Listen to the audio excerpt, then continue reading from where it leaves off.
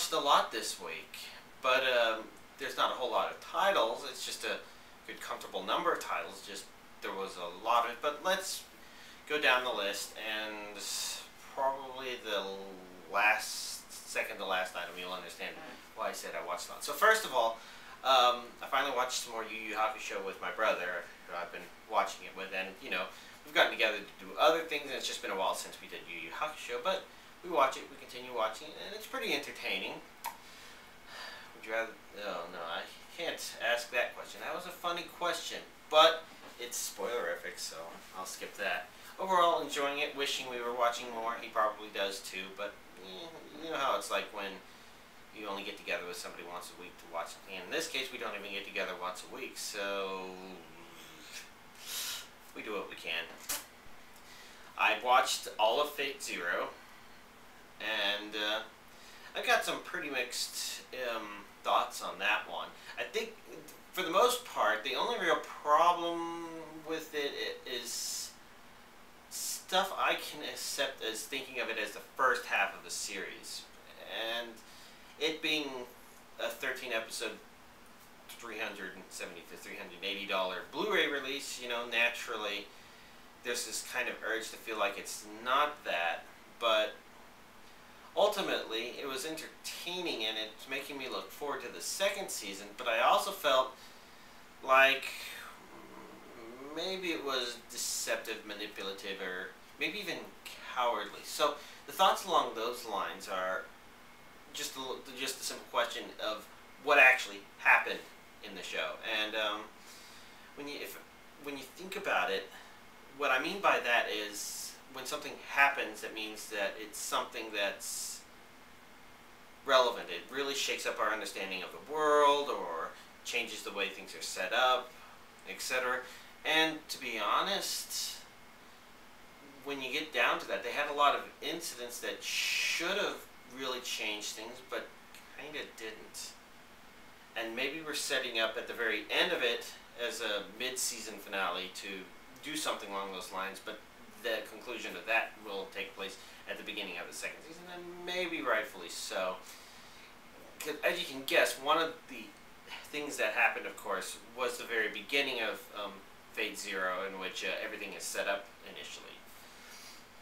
And beyond that, there's that problem. There's also the problem where it's not as focused. There's no protagonist per se. Watching this, we can know that Saber is probably supposed to be the most important character, simply because she was the main character in Fate Stay Night, but this is a prequel to that, so it kind of works along those lines and reveals a lot of stuff. So if you were wondering if you can watch Fate Zero without watching Fate Stay Night, I think you can, but you have to understand that Fate Zero will completely spoil all the plot points that Fate Stay Night revealed as it went along. So if you don't feel like you'll ever watch Fate Stay Night, take that. It's not a problem to watch Fate Zero.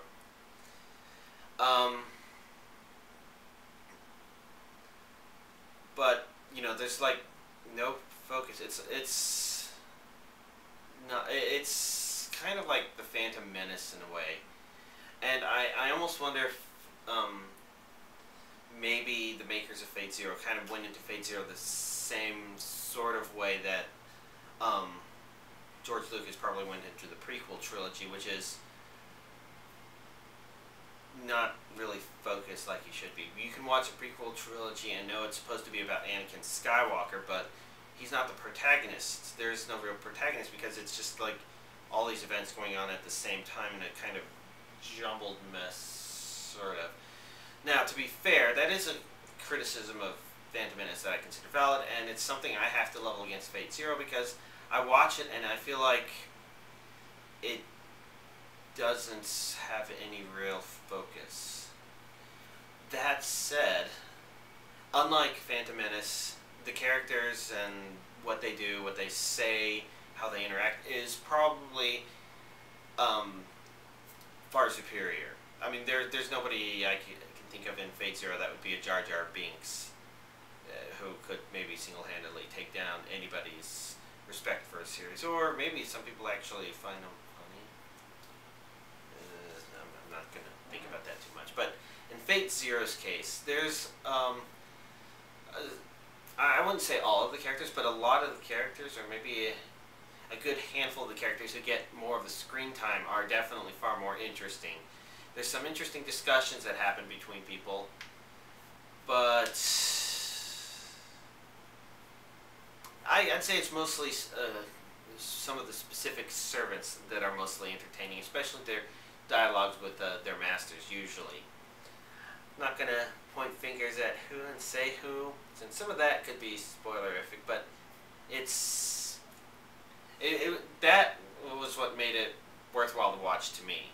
I felt kind of jerked around by nothing happening complaint and the no focus complaint, but the character interactions was actually quite spectacular, and I would definitely watch the second season just to see more of that, but I'm also kind of watching the second season hoping that it's going to deliver more story-wise than the first one did. In fact, well, I guess it really depends on whether or not the second season is supposed to finish off this event that happened prior to Fate Stay Night. Which I assume it does, and that means something will have to happen. But I don't know, I'll worry about that bridge when it happens. I don't even think the series has started airing yet. I think it starts in April, maybe, in Japan. And since I'm not going to watch that, that means I won't get to see it until the Blu-ray release in, I don't know, end of the year, maybe, hopefully. I didn't even check to see when the first season aired. I assumed it was like winter or autumn, and we got the Blu-rays fast because it's essentially the Japanese version imported. Oh, well, anyways, there's all that stuff. I can't help but think there was one more thing I wanted to mention. Oh, yes.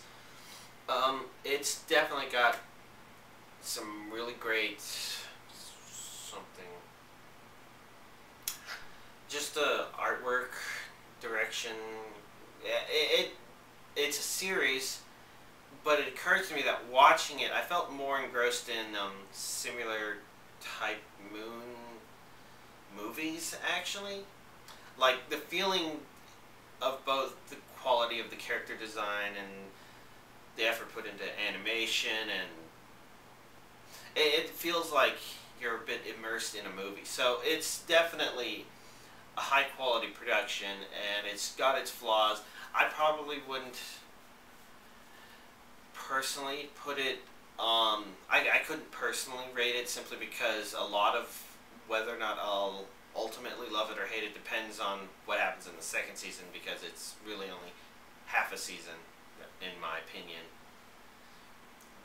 Even though it's really just half a story, but the terminology is weird. Whatever. Anyways, that's the important one. Whether or not that it means that you want to spend $300 to $400 on a Blu-ray release is certainly your opinion, but your opinion could maybe be helped shaped by mine, I guess. So let's see. I also watched Kekkaishi Set 3 Disc 3, which is entertaining. I'm trying to remember exactly what happened. I remember some interesting things where the plot feels like it could be about to develop into something really spectacular and really revealing about the way the universe works in that anime. And that's, of course, one of those things I really want to see. But the friend I'm watching that with, well, we only had time to watch the one disc, and before he wanted to switch to something else. Initially lighthearted, but then he wanted to switch to Puella, Magi, Madoka, Magica, which, as I was afraid of, was not along the lines of his liking. He basically watched it and said nothing happened, sort of like how I'm saying about Fate Zero, but I'm rather confused because, I mean, I could probably think of as many things or more that happened in these 4 episodes of Madoka Magica than it happened in all 13/14, if you count the first episode as 2 episodes of Fate Zero. And to me, that suggests that stuff happened in Madoka Magica, but I think he's expecting something specific to happen, and maybe not for it to be a deconstruction of the magical girl genre. So he doesn't have this same feeling of dread I have while watching it, like something is wrong. Something is very wrong. Just going through Madoka Magica. And when does the next release come out? Was that April or May? Actually, it was April 10th, wasn't it? That's coming up kind of close. That's good news, very good news. Or maybe it wasn't April 10th, but it is close. That's kind of exciting. It's just not next week, so whatever. All right. Anyways, that's that stuff. I guess I'll save the big watch for last. And I also watched Fullmetal Alchemist Brotherhood Part 5 again. Basically, with a friend who had seen the first 4 parts, but not the 5th one. And of course, that means it's really important because Fullmetal Alchemist Brotherhood is just a really fulfilling series to watch. I've got a friend online, the person who runs the DVD collection subreddit at Reddit, who's currently watching Fullmetal Alchemist Brotherhood, and in our discussions about him, he started watching it, so he's only like 12 episodes in, and he's just started watching. I told him wanting about the way the series approaches the beginning, when it's retelling material that was already covered in Fullmetal Alchemist, concepts and manga material directly. But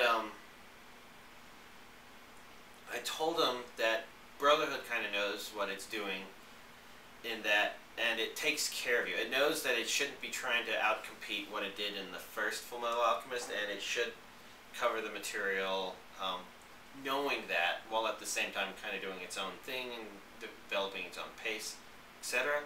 And like I said, it feels like Fullmetal Alchemist Brotherhood really takes care of you, and I think it does that through the entire series. And I definitely felt that rewatching the final 13, 12 episodes in Fullmetal Alchemist Brotherhood Part 5. Very satisfying. Alright, and now the big thing. Since last week I was at home all week, I obviously did the big thing of watching all the Makoto Shinkai stuff for last week's anime analysis. For this one, I caught up on and finished all of the unwatched Pokemon DVDs I have. I think I might have mentioned last week I had watched some of Pokemon Season 11. Well, I finished all of Season 11, all of Season 12, and the one release of Season 13 that's come out thus far. And so I'm caught up on Pokemon. I can now watch that as the DVDs come out. Which is a bit unfortunate because it also means I've lost my go-to source of, I need to do something mindless for a couple of days. So I'll put Pokemon on in the background while I build the world's tallest tower in Minecraft again. And the world's deepest hole again. Whatever. Anyways, overall, I have to say it was pretty entertaining. I think I had good praise for Pokemon Advanced, where the story that involved Team Aqua and Team Magma were interesting, and some of the incidents with Ash handling gym trainers was interesting. In Diamond and Pearl, the Team Galactic stuff was very spectacular. I almost felt like it ended a lot more suddenly than it really should have, because Team Galactic felt way more like they knew what they were doing, that they were dangerous because they kind of had a pretty good idea of what the end result of what they were doing would actually do. And that made those episodes really fun to watch. I think that was just covered really well in Diamond and Pearl. It's unfortunate, though, that, again, it felt like it ended kind of quickly, but I guess once Team Galactic got all their pieces in place, it would have to. Overall, very satisfying story arc, even though most of the Pokemon Diamond and Pearl stuff doesn't cover that. I can't help but feel like I had problems with some of the gym leader battles, maybe? Maybe just the Veilstone City gym one gave me the real problems. It's sort of like, I don't know how to really say that one without spoiling it, but that one probably felt like the most contrived reason in a long time to get Ash the badge. Whereas the more recent, oh no, he didn't get the 8th badge yet, so yeah, I don't have that yet. Super contest stuff has been fine. Interesting concepts. That's it. The other thing I was thinking of talking about is, you know, there's a lot of random stuff, and whatever I remember at one point as finding entertaining can be easily forgotten by the time this update comes. But fortunately, there's a recent stint of stuff where Ash has a Gibble trying to learn Draco Meteor, and it keeps failing and accidentally hitting Piplup every time no matter what. And this is even, it's hilarious. I mean, it happened a couple times and I thought that was amusing, but I've found that it continues to be hilarious. And I think Wobbuffet also finally had a couple of parts that I actually found amusing along similar lines to when it first showed up, whereas it's usually just been kind of showing up just to say a line. So, there's definitely been parts here that have been pretty fun to watch. I don't know if there's anything that's been spectacularly awesome, definitely, other than, again, the Team Galactic stuff, but 115 episodes of Pokemon is nothing to sneeze at. And that's the doorbell, so I'm going to end anime analysis.